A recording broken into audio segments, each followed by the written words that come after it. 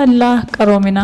Finxaalessummaan yaadaa fi gocha deeggaramu miti. Siyaasni biyya tokkoo qaroomii kan jedhamu waldorgommiin siyaasaa taasifamu yaada irratti kan hundaa'e yoo ta'edha. Biyyoonni sirna dimookiraasii dagaagfachuu danda'anis adeemsa siyaasaa dorgommii yaada irratti hundaa'ee dagaagsuu fi aadaa taasifachuu waan danda'aniifidha. Biyya keenyattis adeemsi siyaasa keenyaa humna waraanaa fi siyaasa shiraarraa gara dorgommii yaadaatti akka ce'uuf hojjetamaa jira. Dorgommiin yaada dirree dimookiraasii bal'isaa, qaroomina siyaasaa mirkaneessaa, ijaarsaa fi ilaalcha biyyoolessaa dagaagsaa yaadni mo'ataan fuulduratti dhufuun fudhatama argata. Faallaa kanaan qaamonni yaada mo'ataa hin qabne siyaasa biyya keenyaa gara kaleessaa fi bakka kaleessaatti deebisuu barbaadu. Yaada mo'ataa uummata biratti fudhatama qabu, uummata fayyaduu fi biyya ceesisuu harkaa waan hin qabneef siyaasa fiixee qabaachuun jeequmsa waraanaa fi siyaasa shiraan gara aangootti dhufuuf hojjetu. Yaada isaanii kanas uummata irratti fe'uuf humnaa fi siyaasa shiraa fayyadamu. Kanaaf ammoo sabummaa, amantaa fi kan kana fakkaatan jala dhokachuun akka meeshaa qabsootti itti fayyadamuun waan saba yookaan garii tokkoof qaban fakkaatanii sabaaf saba,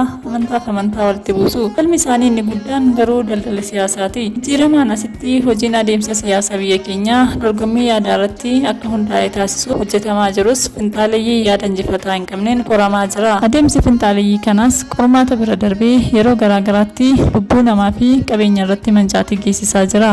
Waan ta'eef uummanni biyya keenyaa fi taatonni siyaasaa hundi finxaalessummaan bu'aa hongee yaadaa ta'uu hubachuun ilaalcha adeemsaa fi gocha finxaaleeyyii yaada maleeyyii nagaa fi tasgabbii biyyaa jeeqan hariiroo uummataa diiganii fi ijaarsa tokkummaa biyyoolessaa duubatti harkisan dura dhaabbachuun siyaasni biyya keenyaa ilaaf ilaamee dorgommii yaadaa irratti akka hundaa'uuf hojjechuun barbaachisaadha. Ijaarsi biyyaa federaalizimii sabdaneessaa eegalame immoo cimee kan itti fufu ta'a. Seenessaa dogoggora barootaaf seeneffamaa tureen biyya keenya keessatti dhimmoonni tokko tokko dogoggoraan hubatamaniiru. Keessumaa sirni afaan tokko, aadaa tokkoo fi amantaa tokko jedhu kan ifaanis ta'ee dhoksaan lallabamaa ture. Daandii finxaalessitootaaf jawwaa ta'ee irraa burraaqan ta'us imala qabsoo taasifameen sirni sun burkutaa'ee biyyi fi sirni federaalizimii sabdaneettiin akka ijaaramu daandii saaqee hojii qabatamaan hundatti mul'atu hojjetamaa jira. Ta'us dogoggorri waggoota hedduuf barsiifamaa ture dhugaa kan itti fakkaate finxaaleeyyiin federaalizimiin sabdaneessummaa hundeen dhaabbachaa jiru akka lafa hin qabanneef ajandaa sabni keenya miidhame jedhuun sirna uummataaf ijaaramaa jiru hudhaatti kutuu wayita carraaqan mul'atu.